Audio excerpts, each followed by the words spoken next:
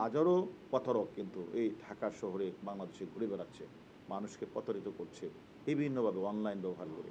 তারা বাংলাদেশে এসে তারপর তার ভিসার মেয়াদ থাকে না। হয়তো একবার তারা আসে টুরিস্ট ভিসা নিয়ে বা আসে, আসার পরে আর তার মেয়াদ থাকে না। তারা তখন এখানে এসে ওই ইয়েদের মতো নাইজেরিয়ানদের মতো, আফ্রিকানদের মতো এসে তারা তখন করে কি তারা এই ব্যবসা শুরু করে। এর আগেও আমরা দেখেছি অনেকবার আমাদের মাননীয় স্বাস্থ্যমন্ত্রীকেই আবার রাষ্ট্রপতি নাম দিয়ে তিনি টেলিফোন করেছেন।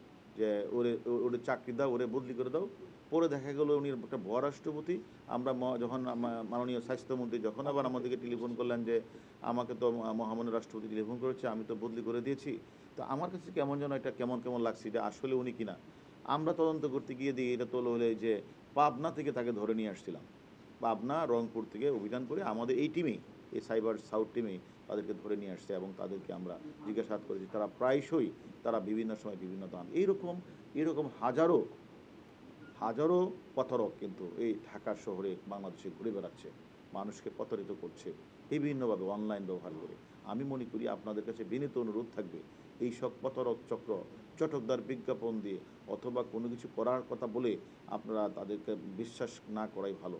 একটু যাচাই বাছাই করে নিয়ে তাদের কাছ থেকে টাকা দেওয়া বলে। এমন অনেকই পেয়েছি আইন শৃঙ্খলার নাম দিয়ে, তারপরে সেনাবাহিনীর নাম দিয়ে তারা মানুষের ড্রেস পরে যায়। এই ভুয়া লোকজন এমনকি পুলিশেরও ড্রেস পরে যায়, আর্মিরও ড্রেস পরে চলে যায়।